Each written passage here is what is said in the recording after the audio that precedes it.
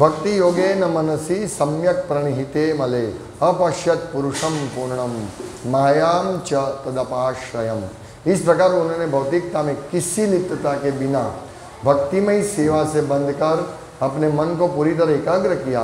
इस तरह उन्होंने परमेश्वर के पूर्णतः अधीन उनकी बहिरंगा शक्ति के समेत उनका दर्शन किया। यहाँ पर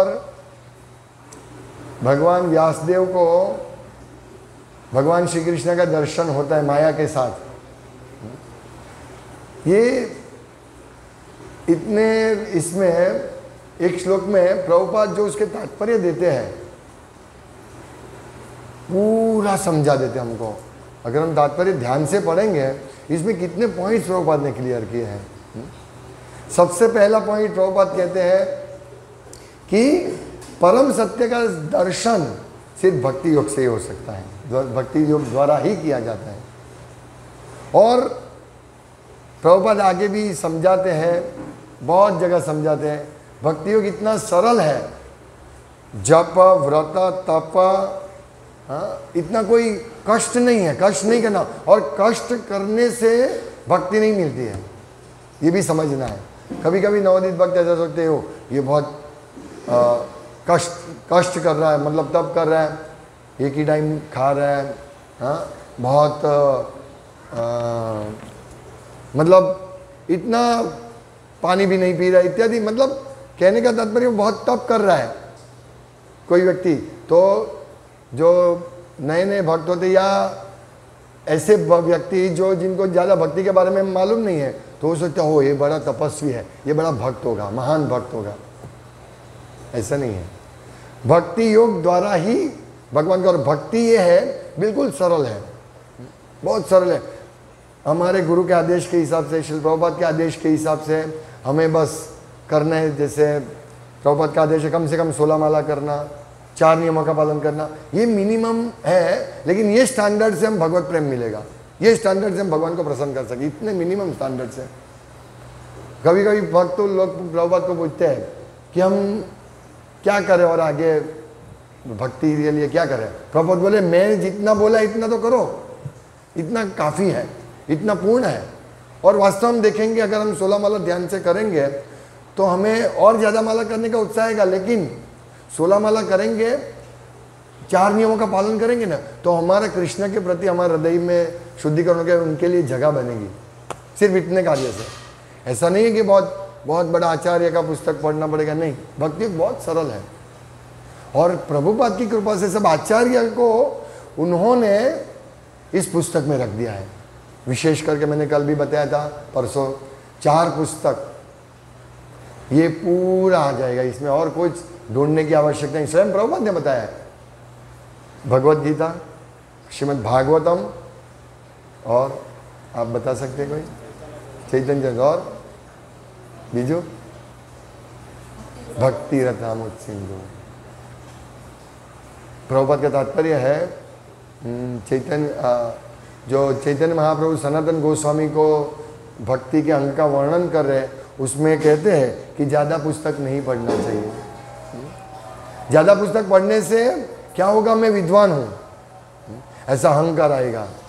लेकिन अगर हम प्रभुपाद का पुस्तक पढ़ेंगे तो हमको अपील करेंगे कि भगवान की सेवा इस प्रकार करनी है, हमारा अपील होगा। मतलब हम हमारे लिए नहीं तो क्या है, हम बहुत ज़्यादा उग्र तप भी करेंगे तो सोचेंगे कि ये अच्छा भक्त है, ये बहुत उग्र तप करता है, ओ आप ऐसा उग्र तप करते हैं।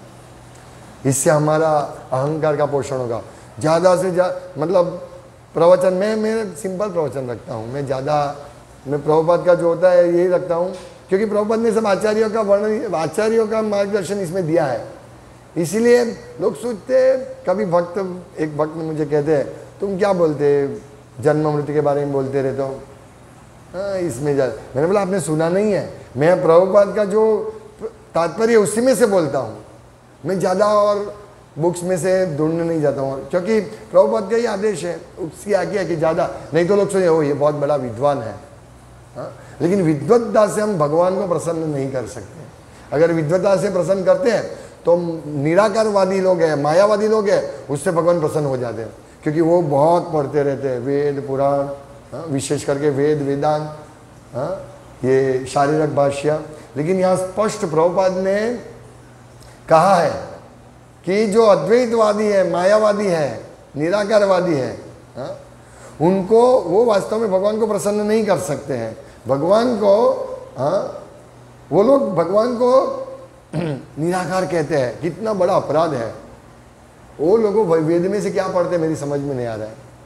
वेदेश्च सर्वे रहमेव वेद्य वेदांकृत वेद विदेह चाहम, हाँ, वेद में से जानने योग्य मैं हूं और वेद में से भगवान को जानने के लिए वेद है।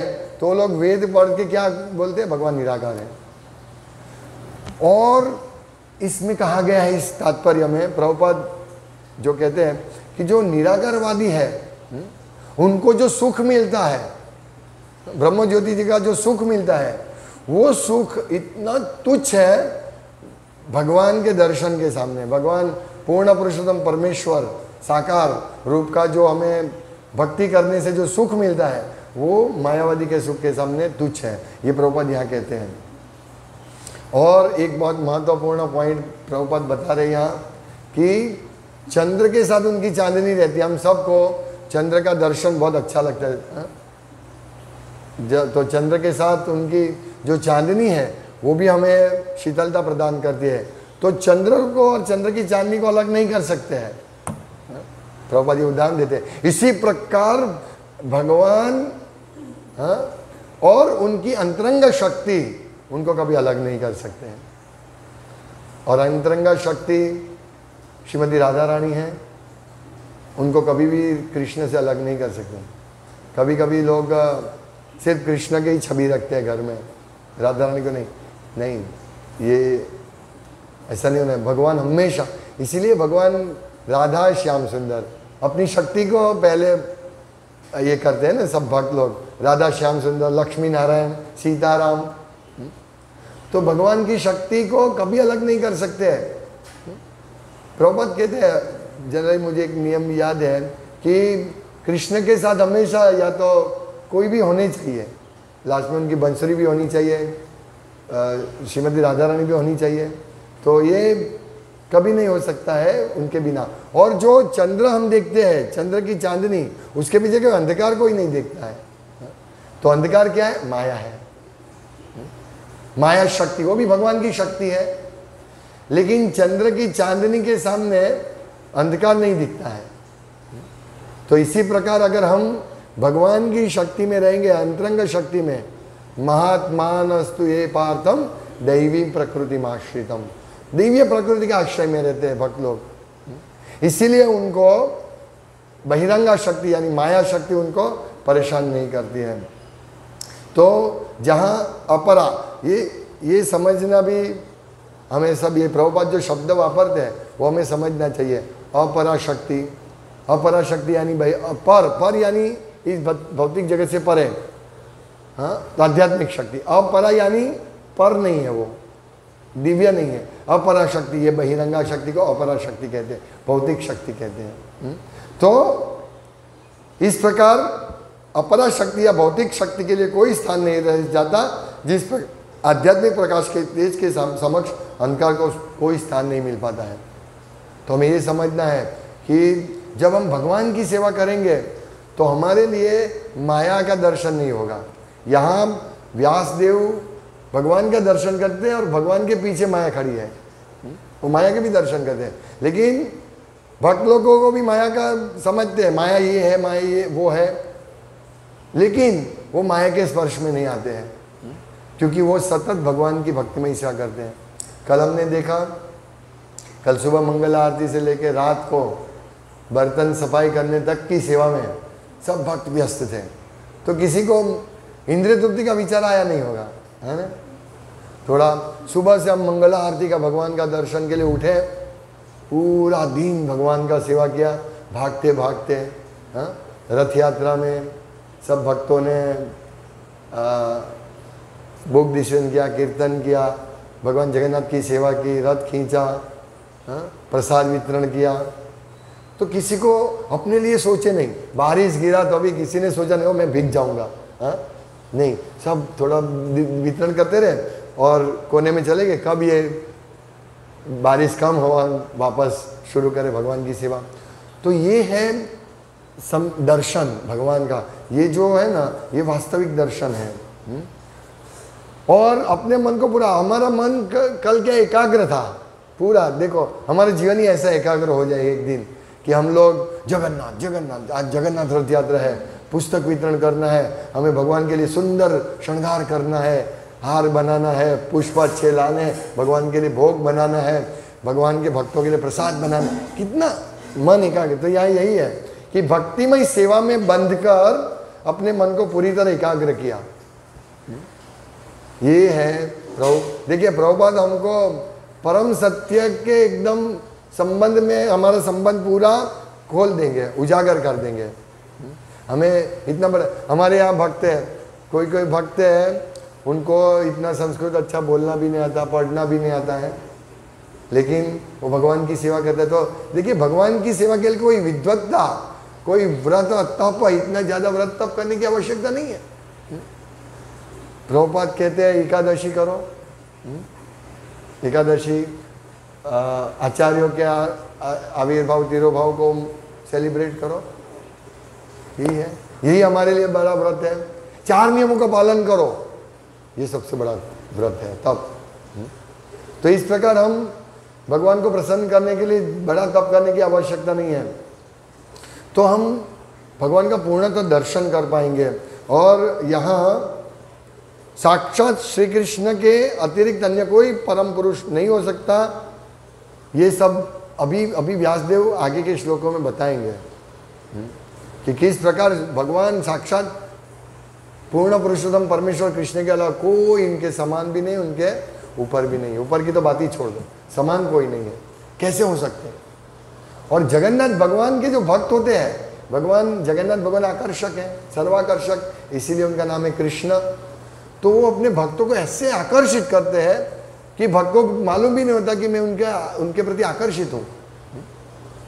अभी हम देखते हैं जगन्नाथ रथ यात्रा थी तो सब लोग अपने रूटीन कार्य में लगे थे, सब ऑफिस जाना, सब अपना नौकरी बिजनेस सब में लगे थे, स्कूल बच्चे स्कूल जा रहे थे, किसी को कोई पड़ी नहीं है। लेकिन जो भगवान के भक्त हैं उनके लिए स्पेशल विशेष दिन लगता है ना। आप, मैं हमेशा मार करता हूँ ऐसे जन्माष्टमी विशेष दिन होता है, लगता है हमको, हमारी ऐसी भावनाएं होती है कि आज सबको छुट्टी लेना चाहिए, ऐसा लगता है हमको। लेकिन किसी को कोई पड़ी नहीं कृष्ण की, लेकिन भक्त को भगवान आकर्षित हैं, इसीलिए भक्त को मालूम ही नहीं होता हम इतने आकर्षित हो गए। और भक्त का आकर्षण होता है भगवान के प्रति, भाई अंतरंग शक्ति का कार्य है ये। भगवान की अंतरंग शक्ति की सेवा आश्रय में भक्त रहकर सेवा करते हैं, इसीलिए भक्तों की सेवा दिव्य होती है।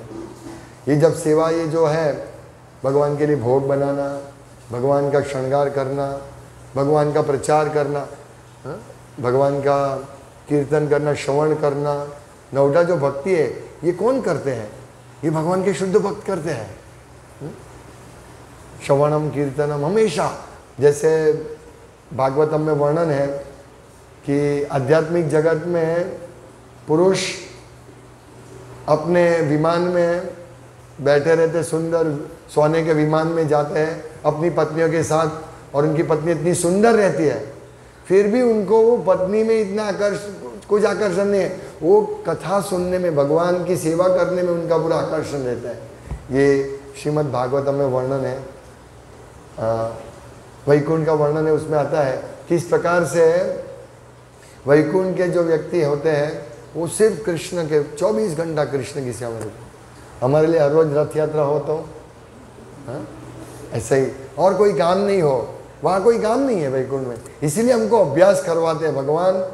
देखिए कितने फेस्टिवल आते हैं, रथ यात्रा, ये बड़े जो फेस्टिवल है वो तो 2 ही है, जन्माष्टमी, गौर पूर्णिमा, नरसिंह चतुर्दशी, ये कितने ज़्यादा नहीं आते हैं, बहुत कम आते हैं, और एकादशी। तो ये हमें 365 दिन नित्य उत्सव होते हैं, भगवत धाम में नित्य उत्सव होते हैं। तो ये भगवत धाम के उत्सव का दर्शन प्रभुपाद हमें यहाँ करवा रहे हैं। हमें ट्रेनिंग दे रहे हैं कि आप इस प्रकार से ट्रेनिंग प्राप्त करो तो आप भगवान का दर्शन कर पाते हैं। और यही है भक्ति योग, और इसी से भगवान प्रसन्न होंगे। और कोई रास्ता नहीं है भगवान को प्रसन्न करने का, कोई रास्ता नहीं है। इसी सिंपल, और ये इतनी सरल है, कोई भी एक छोटा सा बच्चा से लेकर बूढ़े तक कोई भी कर सकते हैं। बच्चा सोचता है तो अभी मेरा पढ़ाई का टाइम है, नहीं, भक्ति कर सकते हैं। बूढ़ा सोचता है, कल मैं पुस्तक वितरण में एक बूढ़े को मिला, मैं बोला आप पढ़िए ना, बोला मेरा इंटरेस्ट नहीं है। मैं बोला लोग बोलते कि युवान लोग बोलते कि हम बूढ़े होंगे तब पढ़ेंगे, और आप बूढ़े हैं तो आप बोलते हैं हम नहीं पढ़ेंगे। नहीं, आप कुछ भी बोलो, मैं कोई फायदा नहीं, आप कुछ भी बोलो। मैं उनको भगवद गीता समझा, देखो जन्म मृत्यु के चक्कर में से निकलना, आप कुछ भी बोलो, मैं लेने वाला हूँ, मुझे कोई फायदा नहीं होगा। देखो लोग नरक के अंधकार में छिपे हैं, इसीलिए भक्त जो उन्नत भक्त है ना, कनिष्ठ अधिकारी भगवान के दर्शन से संतुष्ट हो जाते हैं, भगवान के मंदिर में सेवा से संतुष्ट होते हैं। लेकिन जो उन्नत भक्त होते हैं ना, उनको मंदिर की आवश्यकता नहीं, प्रभुपाद कहते हैं। उनको मंदिर वो आएगा, ऐसा नहीं है हाँ मंदिर में नहीं जा, मंदिर में आएगा, लेकिन उनको क्या आवश्यकता है, वो लोगों तक पहुंचता है, उनको लोगों पर कृपा करने में ज़्यादा रुचि रहे। ये है मध्यम और उत्तम अधिकारी का कार्य। इसीलिए प्रभुपाद कहते हैं मध्यम अधिकारी प्रचार करता है, वो ज़्यादा प्रचार करते हैं, तो हमें भी, हमारा तो कल्याण होगा ही। तो हमें ये सब सिद्धांत को समझना है कि किस प्रकार के भक्ति की उत्तम अवस्था में हम पहुँचे, और इस अवस्था में हम पहुँचकर हम भगवान को प्रसन्न कर सकते हैं, और हम समझ सकते हैं कृष्ण ही सब कुछ है, उससे उसके समान उसके ऊपर कोई नहीं है। हरे कृष्ण।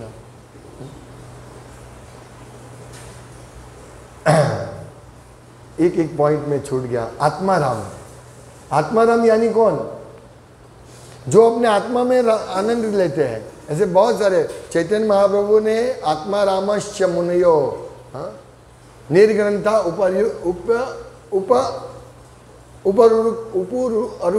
उरुक्रमे अहेतुकीं भक्तिं कुर्वन्ति अहेतुकीं भक्ति सम्यक इत्थम भूतो गुणः। मैं पूरा श्लोक भूल गया। ये श्लोक का 64 रूप से चैतन्य महाप्रभु ने व्याख्या की थी। यानी आत्माराम 64, मतलब आत्माराम ऐसे है कि जो उनको हृदय से आनंद मिलता है, उनको इंद्रिय तृप्ति में कोई रुचि नहीं है। ऐसे लोगों को, जैसे ऐसे लोगों को भगवान की सेवा, भगवान की लीला आकर्षती है।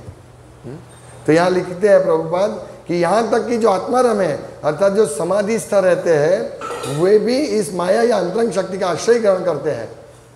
यानी ये जो भक्ति माया, यहाँ योग माया, भगवान की अंतरंगा शक्ति को भी माया कहते हैं, तो उसके आश्रय में रहते हैं, उनका आश्रय लेते हैं। वो सोचिए कि जो लोग मुक्त हैं वो भी भगवान का आश्रय लेते हैं। ऐसी भगवान की भक्ति है, इसको बोलते हैं भगवान की भक्ति। तो भगवान की भक्ति जो लेते हैं वो दिव्य स्तर पर आ जाते हैं। हरे कृष्ण। श्रीमद् भागवतम की जय, श्रील प्रभुपाद की जय। वाञ्छाकल्पतरुभ्यश्च कृपा सिन्धुभ्येव च